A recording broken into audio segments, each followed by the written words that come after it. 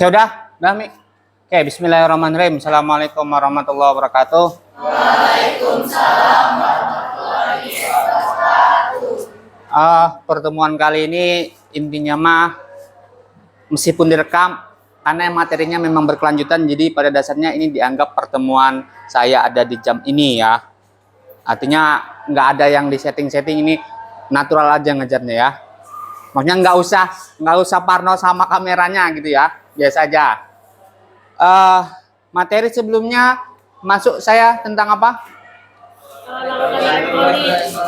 Larutan elektrolit. Ada yang masih ingat secara definisi apa yang dimaksud dengan larutan elektrolit? Satu orang. Biar jelas terus kedengar apa? Larutan yang dapat menghantarkan listrik. Ada lagi yang mau? Atau udah sama? Pertanyaan berikutnya mungkin, kenapa dia menghantarkan listrik? Kan tidak semua jenis larutan ya, tidak semua sampel senyawa yang kita ketahui dalam bentuk larutan, berarti dalam bentuk cair, itu bisa menghantarkan listrik. Kenapa yang dikatakan larutan elektrolit bisa menghantarkan listrik? Ada yang tahu?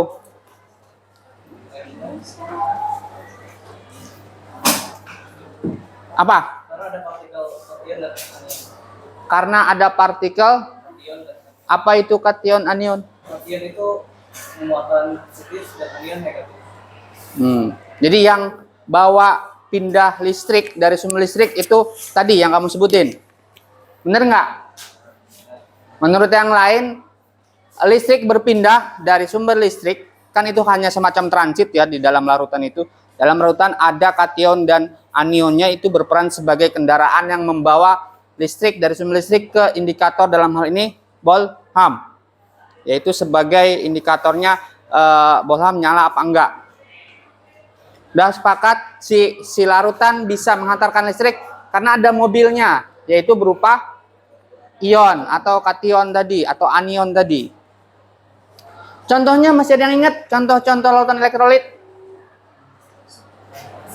Yang ujung. Sebutkan saya contoh larutan elektrolit. Nggak bisa, saya suruh berdiri. Kenapa nggak bisa? Kan kemarin udah dijelasin. Lupa. Diri. Kamu tunjuk orang yang kamu tidak sukai di kelas ini, suruh jawab. Oh, kamu nggak suka? Dia nggak suka ini. Belum masih berdiri. Kalau jawabannya salah, kamu berdiri sampai akhir. Contoh larutan elektrolit. Larutan mineral garam. Bener nggak? Duduk. Yang lain. Contoh larutan elektrolit yang lain. Apa? Soda. Larutan soda. Soda yang biasa dalam kehidupan masyarakat ya. Minuman soda. Minuman bersoda. Bisa? Ada lagi? Apa? Apa itu? Masyarakat kita lebih kenal apa itu? Cuka. Pernah pakai cuka? Makan cuka? Oh, dicampur. Kalau nggak dicampur, pernah? Nggak. Ada lagi?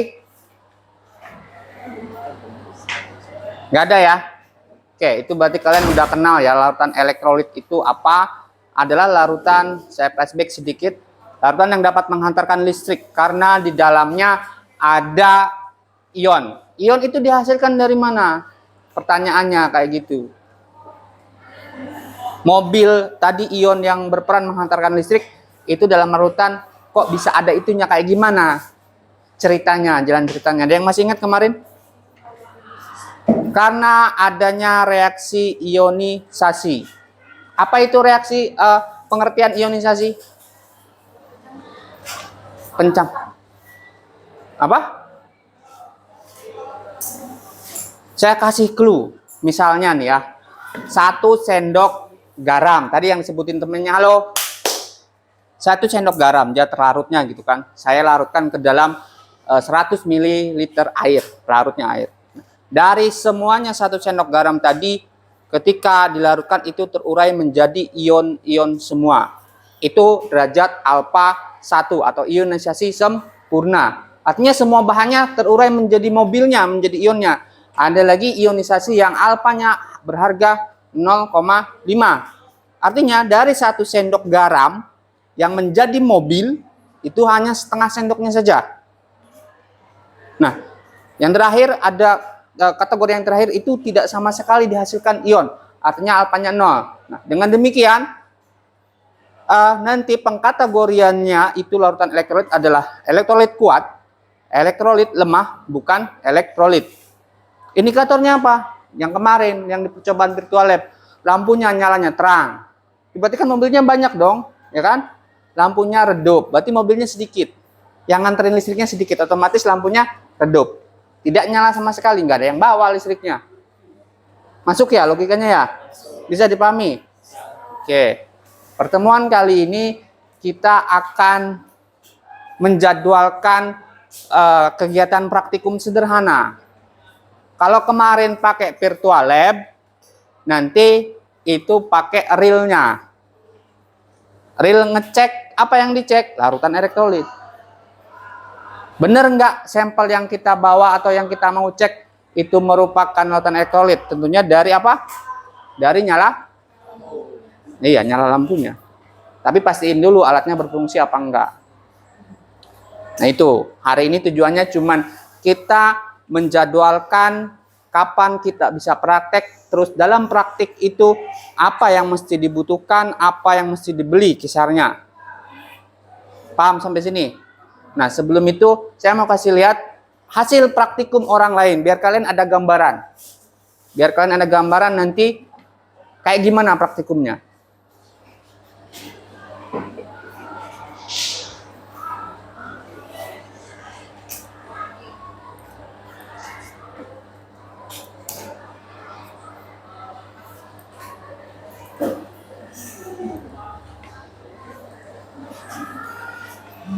Sinyalnya lemot ya. Apa ini? Praktikum. Praktikum apa? Larutan elektrolit.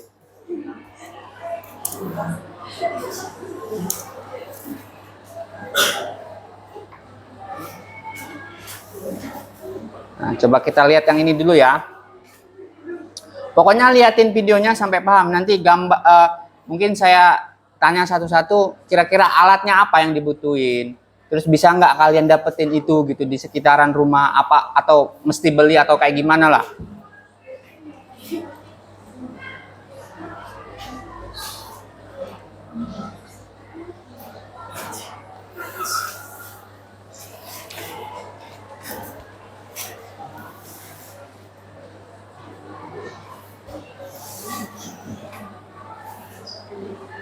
Nah perhatikan tuh dari segi alatnya tadi udah ditulis sebenarnya enak, tinggal ngikutin.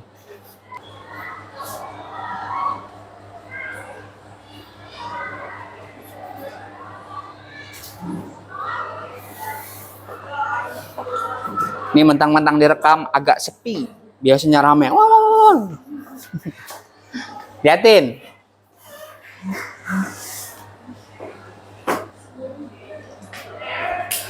Ini kamu kok duduk sendiri? Oh, memang ganjil ya ini ya. Oh, nggak masuk satu orang. Kenapa? Sekretaris yang nggak masuk alasannya apa? Sakit izin atau apa? Sakit apa? Oh, jatuh dari motor. Yang ujung kelihatan nggak? Apa itu? Orang ngapain? Praktek apa?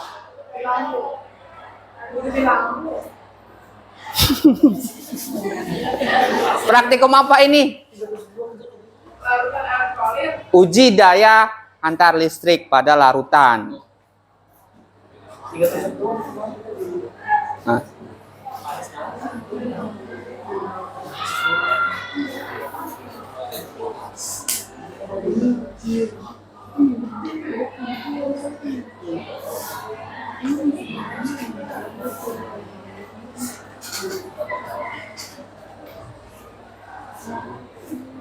Oke, sambil liatin dengan saya sebagai motivasi ya. Apa ya? Materi seperti ini itu realitanya juga konsep elektrolit itu dipakai sama manusia. Contoh nyatanya adalah mungkin ketika ada di pertemuan kemarin juga udah dijelasin, ada seseorang yang pekerjaannya nyari ikan di sungai gitu, pakai dengan alat listrik. Itu kan larutan atau air sungai tadi adalah berperan sebagai larutan elektrolit. Artinya ada beberapa ion yang bermuatan negatif atau positif pada air sungai. Sehingga ketika si mamang tadi listriknya dikeluarin gitu dari alatnya, listriknya akan apa istilahnya, berjalan lah mungkin ya. Akhirnya ketemu ikan. Nah, ikannya gosong lah kasarnya, mati gitu. Ataupun hal yang lain dengan sendirinya, hikmah yang bisa kita ambil, kalau tangan kita basah dan basahnya itu karena larutan, contohnya keringat larutan elektrolit loh, hati-hati. Ataupun air pam, air sungai, itu jangan berhubungan langsung dengan sumber listrik. Terkecuali airnya air murni H2O yang saya jelasin kemarin, yang di Virtual Lab juga ada. Air murni tidak menghantarkan listrik. Banyak sumber air murni dipakai manusia. Pakai aki itu, air aki yang berwarna biru itu air murni. Kenal kalian, cowok nih pertama. Air aki kan ada yang biru, ada yang merah. Nah, yang biru itu air murni. Jadi cuma nambahin cairan doang. Kalau yang merah itu ada ada kation anionnya.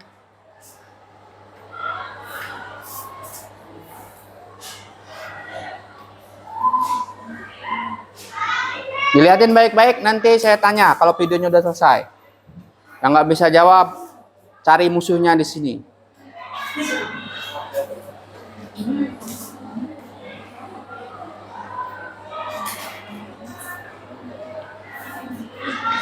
Nah, saya pause dulu.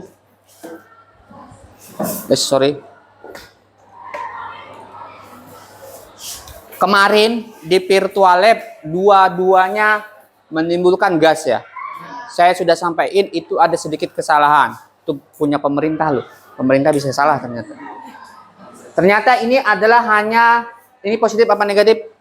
Hanya pada yang positif yang menimbulkan gelembung itu. Apa istilahnya di sini? Anode apa katode yang positif? Katode apa anode? Jadi yang menimbulkan gelembung itu adalah hanya pada katodenya saja atau yang bermuatan positifnya saja. Tapi kemarin di Virtual Lab sedikit banyak gambarannya cukup ya. Bagaimana kita melihat posisi larutan itu sebagai larutan elektrolit apa bukan.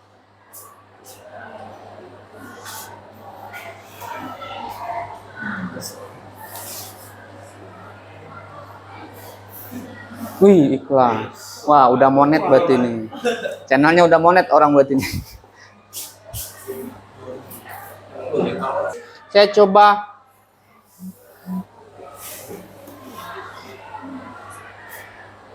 tanggal berapa sekarang?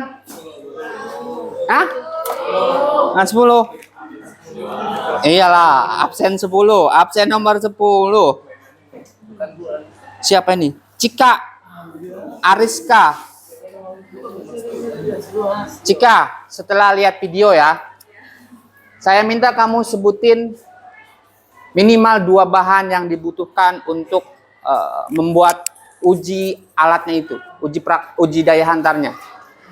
2 bahan alat untuk membuat nguji daya hantar listrik. Apa? Kabel. Hah? Kabel. Kabel. Siapa lagi? Sama larutannya. Kabel sama larutan. Oh, enggak, pertanyaan saya dalam membuat alat ujinya dulu. Kalau larutannya kan itu memang sampelnya maksudnya ya. Selain kabel berarti kita lebih ke apa namanya? Kok ini jalan? Pertanyaan saya lebih ke alatnya dulu. Apa yang dibutuhkan untuk membuat alat uji itu? Baterai. Kabel sama Baterai. baterai. Iya. 2. Bener? Bener nggak? Ah, ya. Tadi di video kalau mau buat itu mesti ada apa? Kabel sama baterai. Kabel sama baterai. Apa lagi? Sama itu pakai. Paku. Ya apa sih ya? Apa aja yang logam Pak? Oh, apa aja yang logam? Oh no, yang ujung. Ya kamu. Tadi udah disebutin baterai, kabel, paku atau kata dia apa aja dah yang penting logam katanya. Apalagi 3. Masih ada nggak menurut kamu buat alat itu bahannya apa? Gunting. Boleh? Mau gunting apa emang? Kabel ya, Pak. Oh, gunting kabelnya. Apalagi? Enggak. Larutan itu bukan alat ujinya, itu yang mau diuji, sampel uji namanya. Apalagi? Tisu. Lebih ke bahan apa ya? Sekunder sih kalau menurut saya, tapi bisa lah. Apalagi? Tadi udah. Udah. Gelasnya. Gelas. Buat apa gelas?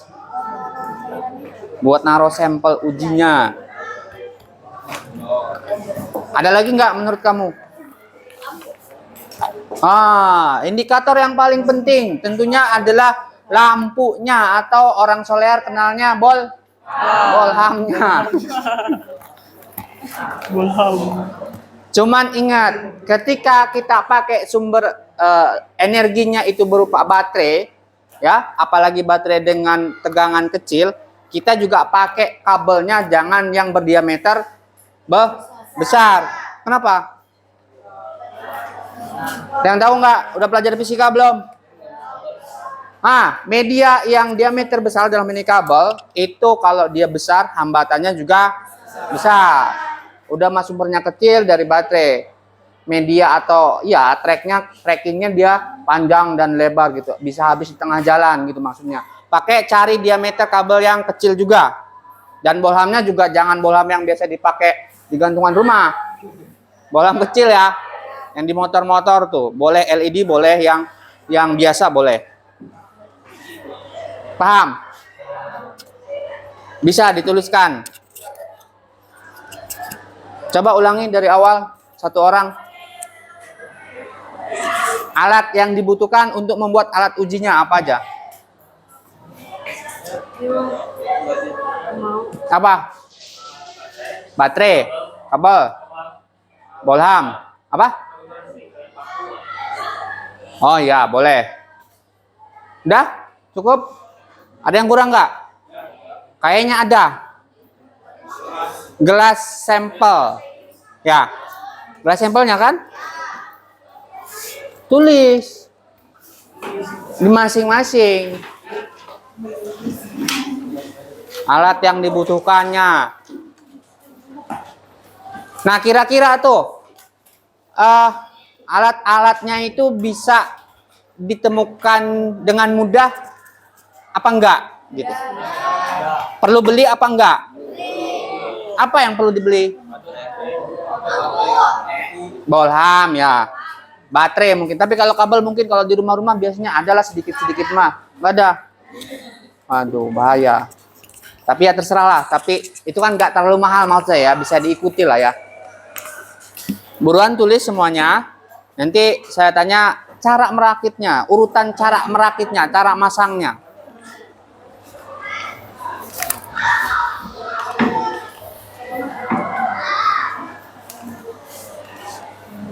Jangan lamun, tulis, Neng, tulis. Oh, udah, mantap. Kapan? Oh.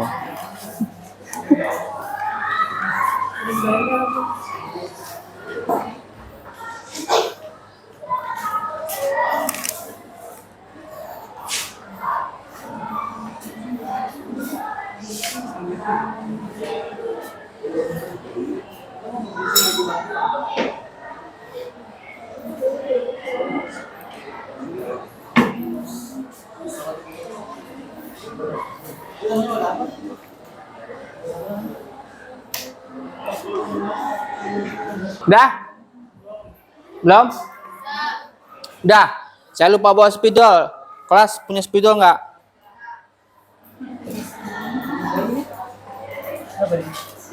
Nah, sekarang cara merangkai bahan tadi supaya menjadi dikatakan alat uji daya hantar listrik. Cara merangkainya.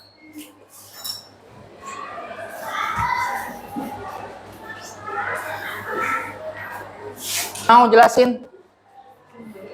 Dari hasil lihat video apa perlu diulang videonya? Ulang. Boleh. Waduh, kuota saya habis ini.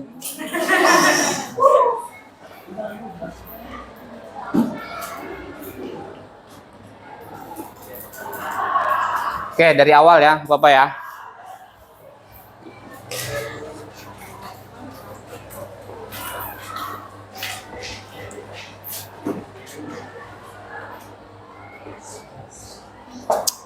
Sampah ambil, buang. Sampah ambil, buang ke tempat sampah, bukan di lantai.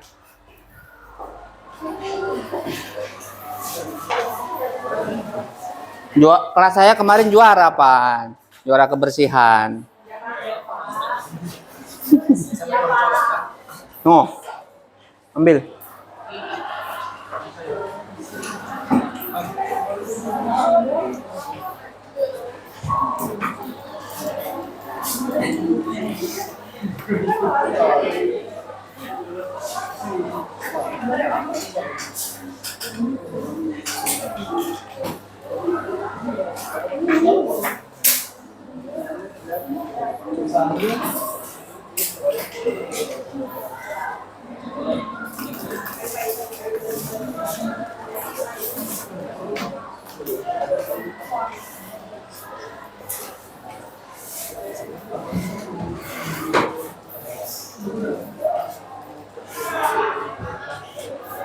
Nah, sampai sini. Sampai sini berarti ini dia lagi ngecek alat yang dia susun itu berfungsi apa enggak.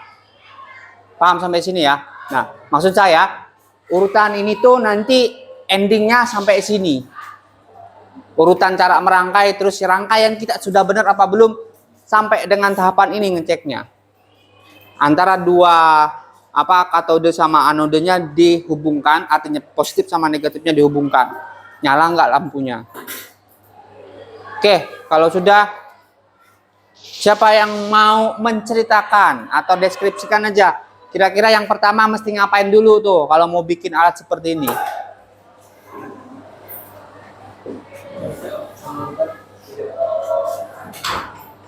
Nggak ada? Saya tunjuk ya. Saya tunjuk nih ya. 10. Kelipatan 10, 20. Absen 20. Absen 20. Ih, cewek lagi sih. Keisha. Mana? Mana? Oh, kamu emang berjodoh. Berdiri. Ceritain. Berdirilah biar kedengeran lah sama yang lain. Ayo, belajar bicara di tempat rame, nggak apa-apa. Berdiri. Tuh kan, kenapa nggak mau berdiri? Kan biar dilihatin orang. Makanya jangan malu, nggak apa-apa, berdiri aja. Ini nggak ada nih, kamera ini nggak ada, udah berdiri. Ayo. Jangan gitu, kan cuman bicara. Kamu udah 6 bulan di sini sama teman-teman malu. Ayo, nggak apa-apa. Ya udah ceritain. Kira-kira mesti ngapain kalau mau buat alat itu? Kabelnya di lakban dulu, ditempelin sama baterai. Terus? Kabelnya Iya, kabel. ditempel lagi sama di lakban lagi pakunya. Pertama, ujung. Ingat ya, pada baterai ada berapa ujung? 2. Biasanya ujung-ujung itu bernilai berbeda. Ada yang dikenal sebagai kutub positif, ada yang dikenal sebagai kutub negatif. Harus detail itu di situ karena takutnya kalau bisa mah dibedain juga dari warna kabelnya. Biasanya mah orang tuh kalau positif dia merah pakainya. Terus apa lagi? Ada yang mau nambahin setelah nempelin katanya kabel pada positif baterai dengan negatif baterai itu katanya ditempelin terus dilakban. Terus juga nempelin ujung kabel yang sudah tertempel pada baterai dengan paku atau logam ya. Ngapain lagi kalau sudah itu?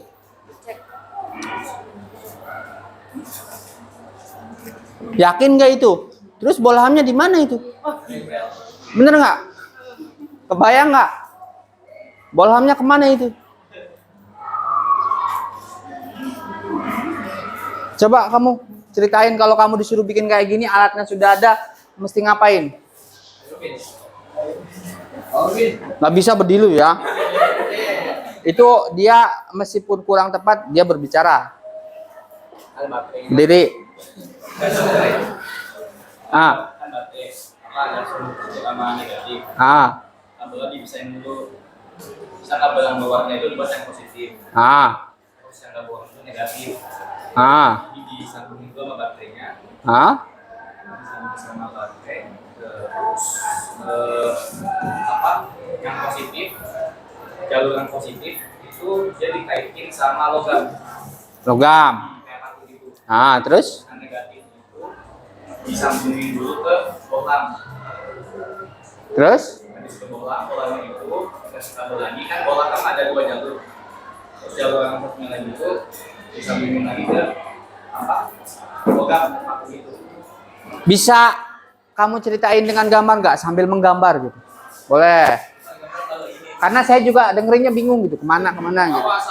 Takutnya salah nempelin malah koslet nanti.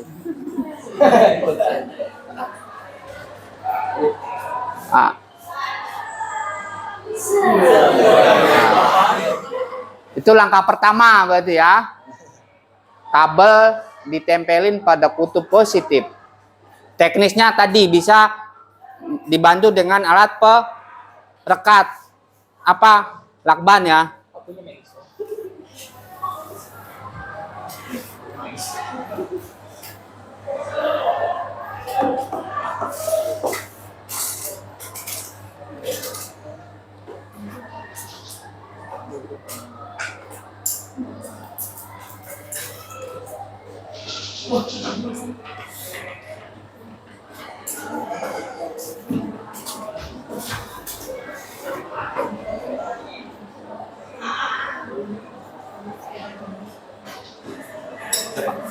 Tandain langkah pertama apa gitu, yang mana? Kan tadi bisa dulu. Terus kabel yang ini itu disambungin ke paku. Yang negatif disambungin ke bohlam. Ya. Bohlam ada 2 jalur. Nanti kita isi yang kanan ini disambungin kabel lagi, kasih ke paku. Gitu. Bener nggak? Yakin?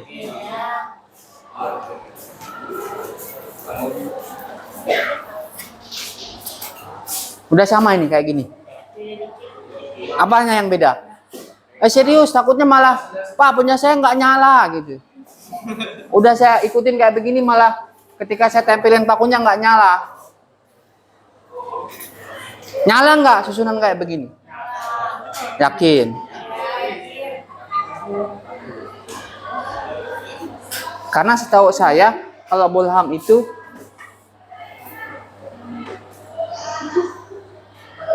ini kan yang ulir-ulir ya. Di sini adalah kabel negatifnya yang diulir-ulir, yang bawah positif. Kalau gambaran seperti ini kan ini hanya menghubungkan ini semuanya negatif. Oh, kalian pakai rumah. Kalian pakai rumah bohlam. Emang di sini pakai rumah-rumahnya. Tapi kalau manual ingat baik-baik ya konsepnya bohlam itu kalau yang kabel negatif itu biasanya diulir-ulirnya, yang positif itu dia ada yang di bawahnya itu yang agak kuning itu. Biasanya agak kuning ya, tembaga dia. Nah itu. Tapi kalau memang nanti kalau belinya sudah sama rumahnya, ya enak sih, emang tinggal kayak gini doang. Langkahnya. Bisa nulisin langkahnya. Langkah pertama berarti oke, tuliskan pemahaman kalian cara ngerangkainya. Biar nanti di rumah nggak bingung.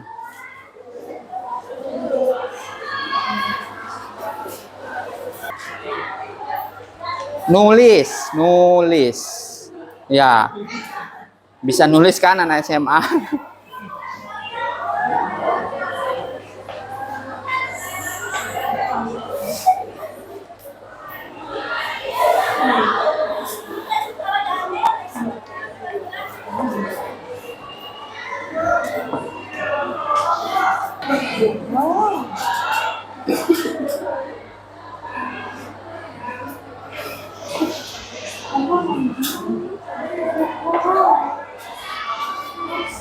Udah berapa menit ini?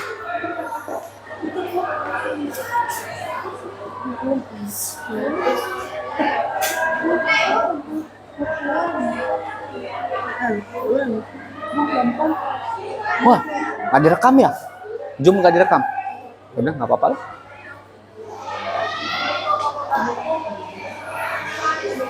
Udah belum? Ada berapa langkah? Pasti semua orang ada sedikit berbeda, nggak apa-apa ya. Mungkin saja yang satu orang mah 3 langkah. Langkah pertama nempelin kabel, atau mungkin yang lebih detail pasti langkahnya lebih banyak, nggak apa-apa. Beda nggak apa-apa sekali lagi. Tapi yang jelas nanti diuji nyala. Langkah kedua, maksudnya langkah berikutnya, ketika kita sudah pasti alat kita sudah nyala, baru kita butuh yang namanya larutan sampel. Apa itu larutan sampel? Ya, larutan yang mau kita uji. Bener nggak itu bisa bikin menghantarkan listrik dari sumber listrik ya, dari baterai kita ke indikator, ke bolham. Nah, kira-kira nanti mau pakai apa larutan ujinya kita? Kan kalau di virtual lab kemarin sudah banyak ya, bisa pakai hal yang sama atau mau sedikit yang nyeleneh-nyeleneh boleh. Mau pakai oli. Enggak masalah sih kalau memang mau ngecek oli sebagai elektrolit apa bukan bisa. Yang penting kan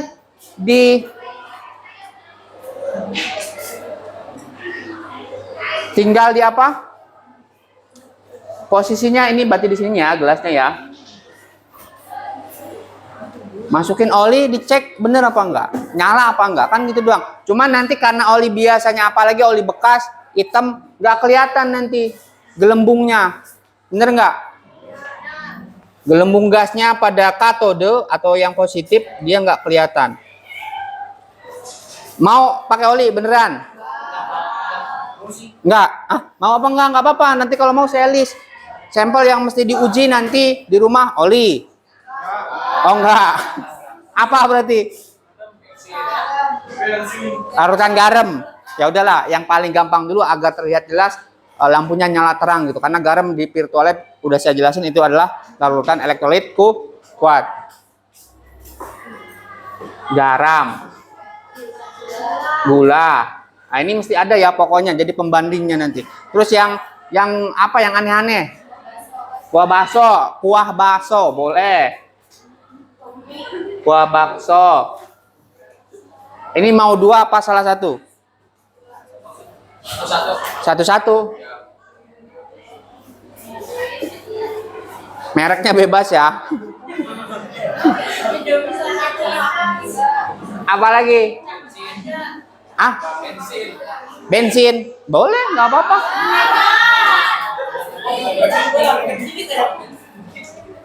Mau nggak pakai bensin dicek? Oh enggak. Apa lagi atuh?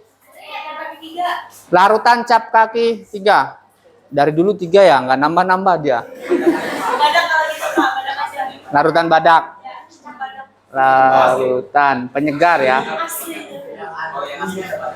Saya nyebut merek nggak apa-apa ya. Cap badak. Apa lagi? 1, 2, 3, 4, 5. Baru 5 lagi. Bensin tadi sepakat maunya nggak mau yang ramenya. Isoplus. Apa itu istilahnya? Minuman isotonik. Minuman isotonik. Isotonik mereknya bebas lah ya. Ada Pocari Sweat gitu kan. Ada isotonik yang murahan dikit. Ada Maison dan lain sebagainya. Apa lagi? 2 lagi lah. Teh pucuk. Merek lagi, teh pucuk. Apa lagi?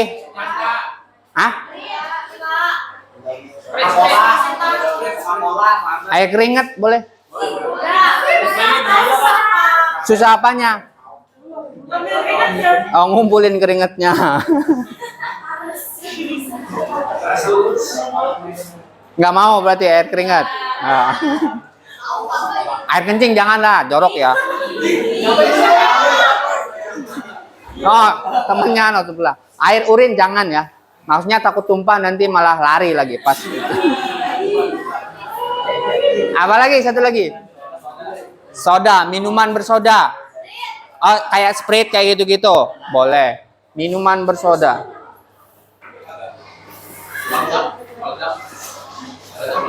Nah, ini nanti yang mesti kalian uji nanti. Jadi praktikumnya di rumah, nggak perlu di sekolah ya. Nanti lapor di sekolah itu mungkin pertemuannya nanti adalah tinggal kalian presentasi. Cuman ketika dari segi pembuatan perangkaian alat sampai dengan simulasi sampai dengan menguji sampel itu didokumentasikan, divideokan lah ya. Nanti presentasinya bisa pakai video, itu yang kalian buat bisa pakai PPT dan lain sebagainya. Itu satu. Yang kedua, yang perlu dipahami, terutama ini kan kalau ini sudah dalam bentuk larutan ya, sudah jadi ya. Ya, yang dua ini nanti saya kasih aquades. Karena kenapa? Kemarin saya sudah jelasin. Pelarutnya harus yang murni biar jelas ini adalah kita bisa nyebut, oh ini memang benar aslinya elektrolit. Jadi air pelarutnya sudah harus kita yakini itu memang bukan elektrolit. Paham ya? Apalagi tuh? Terus kelompok. Karena memang ini satu kelas penuh, saya nggak mau ribet. Ini per baris aja. Ini kelompok 1, kelompok 2, kelompok 3, kelompok 4. Terus kapan? Saya kasih waktu seminggu. Saya kasih waktu seminggu sampai dengan nanti pertemuan. Kan kita ada lagi minggu depannya ya. Nah, itu berarti presentasi. Artinya kalian kerja di rumah tuh, satu kelompok. Beli, rangkai, rekam, uji. Terus hasil ujinya sama seperti di pertemuan kemarin. Yang pertama, yang diamati berarti gelembung, nyala, lampu pada masing-masing sampel ujinya. Paham sampai sini? Paham. Kalau ada pertanyaan ketika membuat itu, bikin grup WhatsApp lah, boleh bebas, ataupun apa tuh selain WhatsApp, Telegram boleh, nanya ke saya boleh. Ada yang mau bertanya? Kalau ada yang mesti beli patungan dong. Terus bilang kalau Pak si Akmah nggak kerja, nggak patungan, bilangin ke saya. Jadi tandain tuh nilainya 5. Paham sampai sini? Yakin nggak ada pertanyaan? Nah, jelas ya, udah sepakat minggu depan presentasi hasil kerja kalian di rumah. Apa yang dipresentasiin ya ini.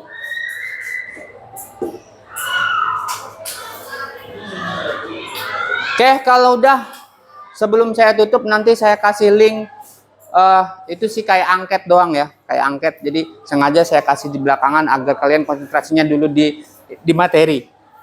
Nanti tinggal diisi-isi aja salah satu ya. Maksudnya pilihannya pilih satu, soal berikutnya bukan soal situ, kayak pertanyaan-pertanyaan umum aja ya. Dan isi dengan kenyataan, jangan ngelihat wah nanti kalau saya pilih yang jelek-jelek nilai saya jelek. Enggak, itu enggak berkaitan dengan nilai pada materi ini. Oke, kalau nggak ada pertanyaan saya cukupkan sampai di sini. Jangan lupa segera dibentuk, lalu segera kumpulkan bahannya.